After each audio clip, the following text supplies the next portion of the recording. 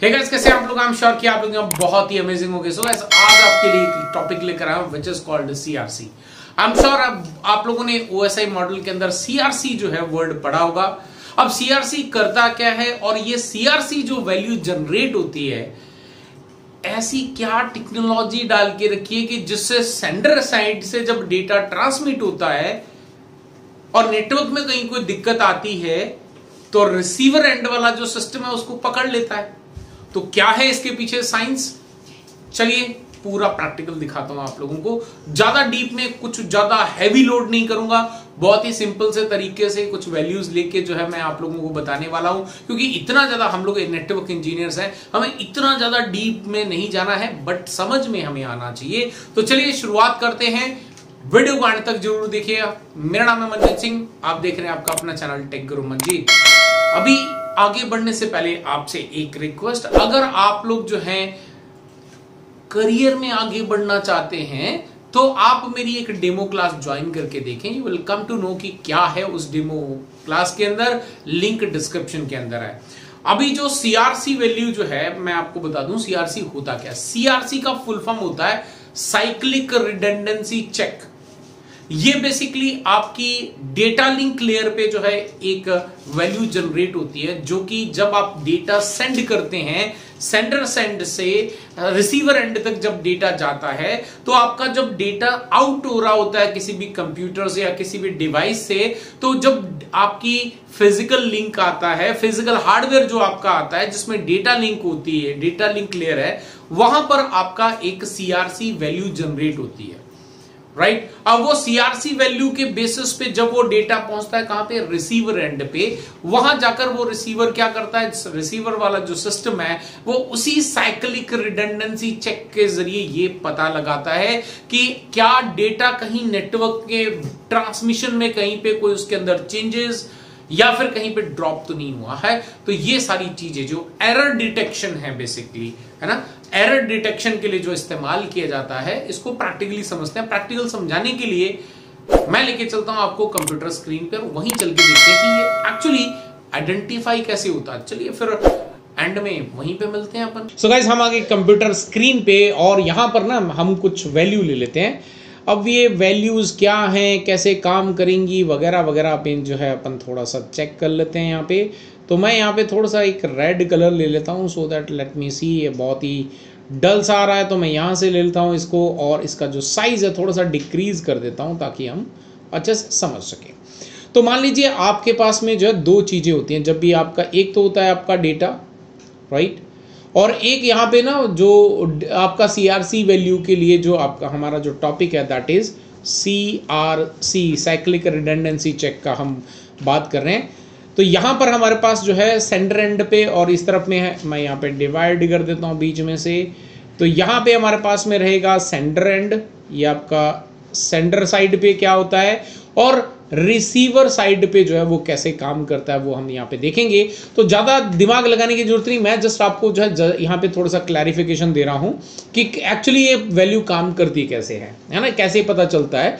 So basically मान लीजिए हम बहुत ही ज़्यादा बड़ा डेटा नहीं लेंगे, बहुत ज़्यादा कॉम्प्लिकेटेड हो जाएगा, तो एक छोटा सा डेटा लेते हैं। से फॉर एग्जाम्पल हमारे पास में ये एक डेटा है जो कि मुझे सेंड करना है आपका एक साइड से दूसरी साइड पे, और ऐसे में हमारा जो वैल्यू है उसमें एक ना जनरेटर चाहिए होता है ना, जनरेटर चाहिए। तो जनरेटर मान ले कि हम, वैसे तो एक फार्मूला होता है, वो फार्मूले वगैरह पे जाने की जरूरत नहीं है। मैं यहाँ पे सीधा जनरेटर ले लेता हूँ 1011। तो मेरे पास टोटल जनरेटर की कितनी वैल्यूज है, 4 वैल्यूज है। तो हम क्या करते हैं, यहाँ पे कुछ और करते हैं, एक टास्क करा जाता है। तो हम यहाँ पे जितनी भी आपकी जनरेटर वैल्यूज होती हैं उसमें से हम 1 माइनस कर देते हैं, और फाइनली जो भी आपके पास में वैल्यू आती है उसको हम इस डेटा के साथ में ऐड कर देते हैं। तो बेसिकली यहाँ पर हम लेते हैं, से फॉर एग्जांपल ये हमने यहाँ पे ऐड कर दिया, जो जनरेटर है वो हमारा यहाँ पर आ जाएगा 1011, और आपका डेटा जो है वो यहाँ पे 1100, और आपके पास में ये 3 जो है आपके पास में वैल्यू चाहिए आपको, और लेकिन अभी वो 3 वैल्यूज क्या होंगी वो हमें पता नहीं है। तो हम क्या करेंगे, यहाँ पर अभी हाल फिलहाल के लिए 3 0 ऐड कर देंगे, ठीक है। अब जो यहाँ पर ना, अब इसके साथ में एक प्रोसेस करना होता है, उस प्रोसेस में आपको वैल्यूज बता देता हूँ। प्रोसेस के अंदर अगर आपका ऊपर साइड पे भी मान लो आपके इस तरफ में ले लेते हैं क्योंकि बहुत जगह है यहाँ पे, अगर आपका ऊपर भी 1 है और नीचे भी 1 है तो आपका 0 माना जाता है। अगर ऊपर आपका 0 है नीचे भी 0 है तो 0 ही माना जाएगा। अगर ऊपर 1 है और नीचे 0 है तो आपका 1 माना जाता है, और ऊपर 0 है और नीचे 1 है तो 1 ही माना जाएगा। तो इसी प्रोसेस के जरिए हम जो है यहाँ पर इसको जो है करते चले जाएंगे प्रोसेस।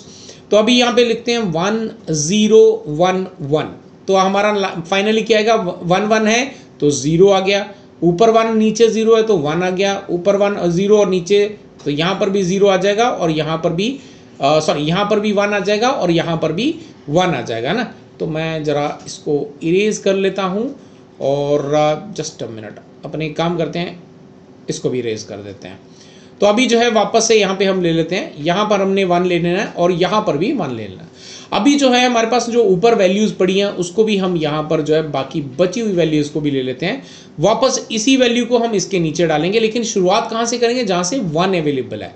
तो 1 कहाँ से, यहाँ से एनकाउंटर हो रहा है, तो यहाँ पे हम ले लेते हैं 1 0 1 1, फिर वापस नीचे लेते हैं तो हमारे पास में फाइनली आता है यहाँ पे 0 आ जाएगा, यहाँ पे 1 आ जाएगा, यहाँ पे 0 और यहाँ पे 1, अगेन हम यहाँ पे 0 एंड 0 ले लेते हैं। फिर ये वैल्यू नीचे लेंगे इसके, तो यहाँ से स्टार्ट होगा और ये 1 1 और ये हमने सॉरी यहाँ पे कुछ नहीं आएगा, तो ये हमने यहाँ पे कर दिया। अब 0 आ जाएगा, 0 0 तो आपका 0 आएगा, 1 1 है तो 0 आएगा, और यहाँ पे आपके पास में ऊपर 0 नीचे जो है 1 है तो ये आपका 1 आएगा और पीछे बची आपके 0, राइट। तो अब यहाँ पे जो लास्ट के जो 3 बिट हमें चाहिए थे, तो वो 3 बिट क्या है, वो ये वाले हैं। तो ये जो वैल्यू है ये एक्चुअली हम क्या करेंगे, इसको रिप्लेस कर देंगे इसके साथ में। तो यहाँ पर ये वैल्यू आनी चाहिए थी जो अभी हमने यहाँ पे फाइंड आउट करी है, ठीक है। तो जब ये डेटा आपका इस वैल्यू के साथ में, तो फाइनल वैल्यू क्या जनरेट हो जाएगी आपकी 1 1 0 0 और यहाँ पे 0 1 0। अब ये डेटा जो है आपका इस तरह से, ये आपकी CRC वैल्यू इस तरह से जनरेट होती है और फिर वो आपका सेंडर एंड से रिसीवर एंड की तरफ में चला जाता है। जब रिसीवर वाला आपका जो कंप्यूटर है वो इसको रिसीव करता है तो वो वापस इसी प्रोसेस को रिपीट करता है। तो आपके पास में वैल्यू क्या आई है यहाँ पे 1 1 0 0 0 1 0। अब यहाँ पर भी वो सेम ऑपरेटर का इस्तेमाल करता है, सॉरी जनरेटर का इस्तेमाल करता है। तो ये इसमें डालते हैं 0 1 1 और वापस हम यहाँ पे लेते हैं तो 0 आ जाएगा, यहाँ पे 1 आ जाएगा, यहाँ पे 1 आ जाएगा, यहाँ पे 1 आ जाएगा, फिर 0 फिर 1 एंड 0। वापस हम ये प्रोसेस रिपीट करेंगे 1 1 और हमारे पास में यहाँ पे 0 आ जाएगा, यहाँ पे 1 आ जाएगा, यहाँ पे 0 आ जाएगा और यहाँ पे 1 आ जाएगा, 1 आ जाएगा एंड 0 आ जाएगा। और वापस हम यही प्रोसेस इसमें रिपीट करेंगे। तो ये 1 1 और ये आपका 0 बचा है। तो यहाँ पे you can see 0 0 0 0 and finally 0।